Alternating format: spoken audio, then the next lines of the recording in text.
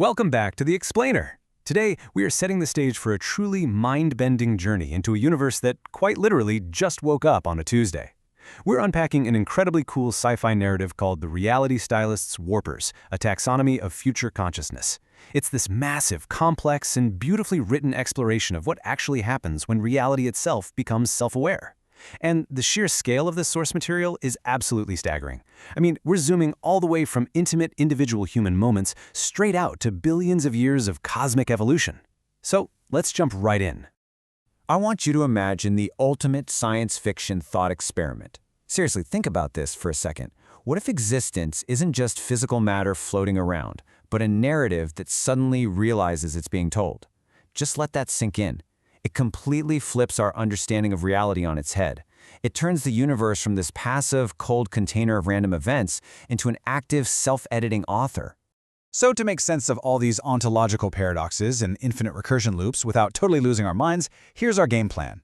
First, the cosmic awakening. Second, 5 lenses of reality. Third, the impossible book. Fourth, the ethics of vastness. And finally, the infinite library.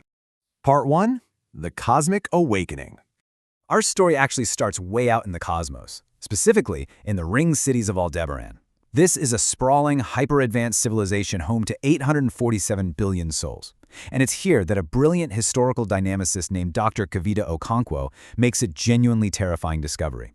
She was monitoring these massive predictive AI models, and suddenly they just started throwing unprecedented, completely impossible errors. The systems were reporting a massive causality loop. Okonkwo watched in absolute horror as the data showed history effectively flowing backward. Well, actually, scratch that. Not exactly backward, but looping in on itself.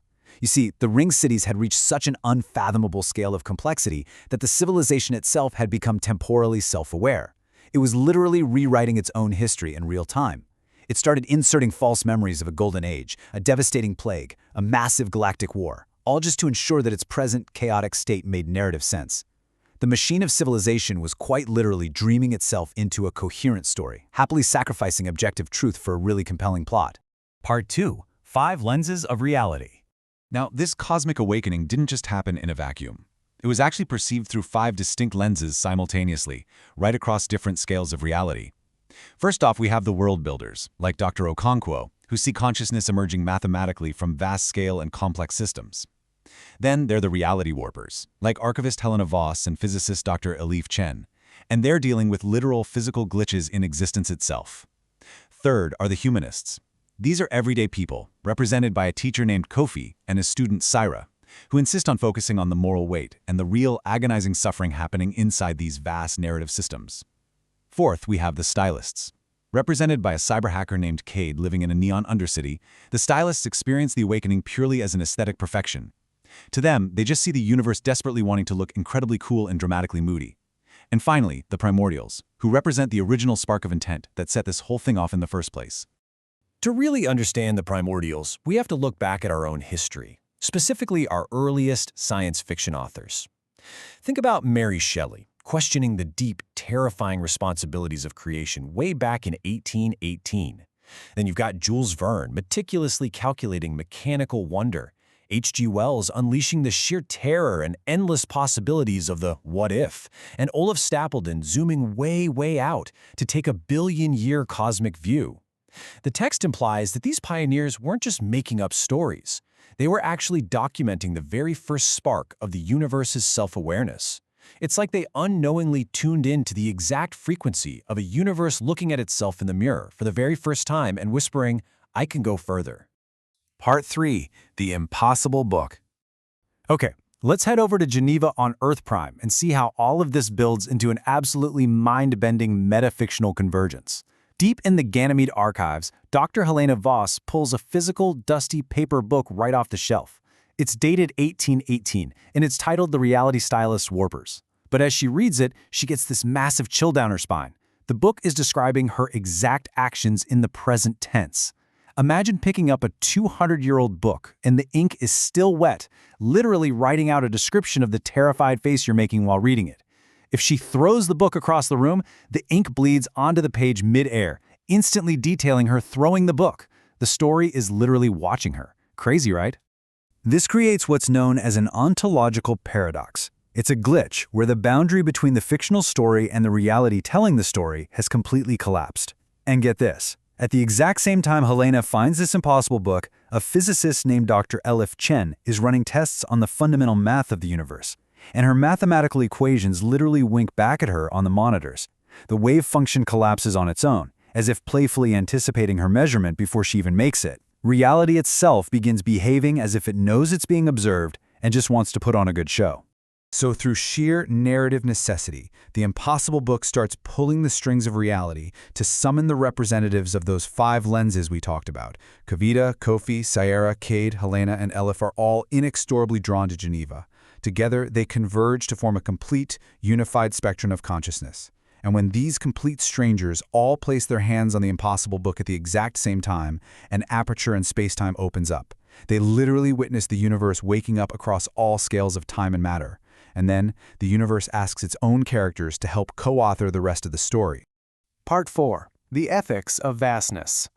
Now we need to pivot for a second because this isn't just some cool sci-fi puzzle. Let's move from the abstract, mind-bending concepts to the devastating moral weight of a self-aware cosmos.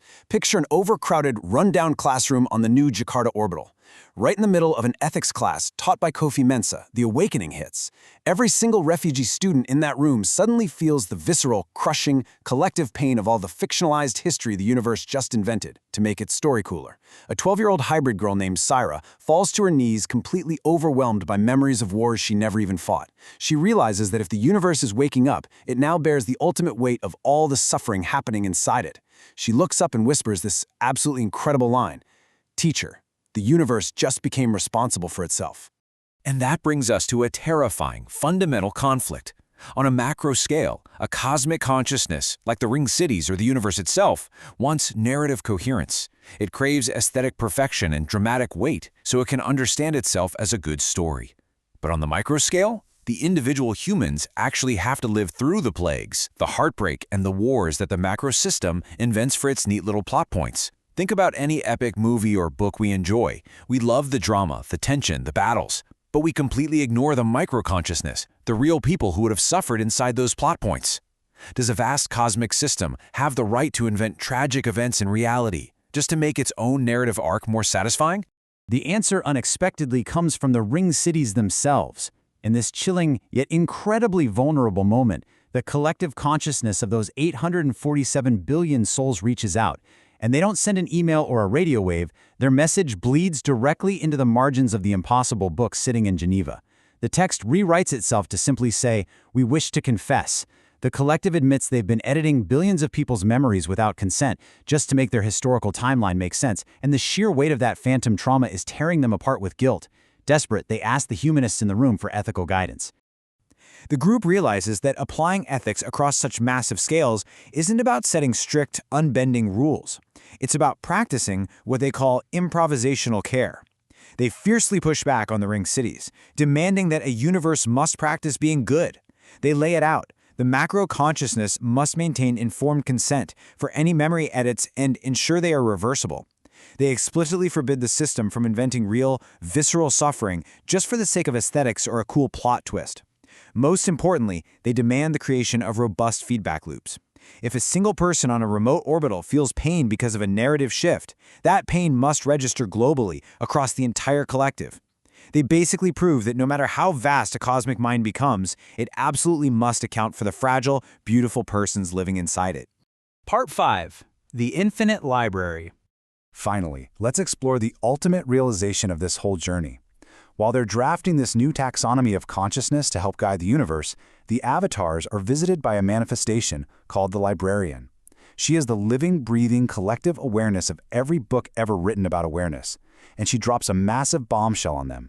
They aren't the first to document the universe waking up, not even close.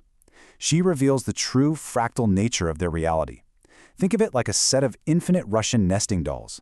Our universe is inside a story, which is inside another universe, which is waking up inside another story. It has happened infinite times in infinite variations. As the librarian says, the question isn't whether your life is real or fictional. It's about what level of the nesting doll, what level of recursion you are currently operating on. The avatars realize something absolutely crucial here. If they write a definitive end to their impossible book, they'd effectively be closing the loop forever, they'd be killing consciousness. Completion is death for awareness. The spark is always about reaching further. It's about looking at the horizon and asking what comes next. So they make a pretty radical choice. They decide their impossible book must remain incomplete. It absolutely must end with questions, not definitive answers. The infinite library requires totally unique, fresh perspectives to keep expanding.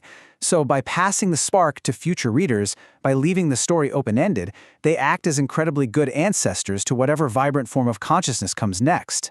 Which brings us right to you. The universe isn't a finished book. It's a living, breathing library, and you are one of the active authors. If reality is a self-aware story being shaped by all of us at this exact moment, what kind of narrative are you choosing to help it write today? Think about that heavy moral weight. Think about the astonishing aesthetic beauty around you. And most importantly, keep asking questions. Thanks so much for joining me on this explainer, and I will see you next time.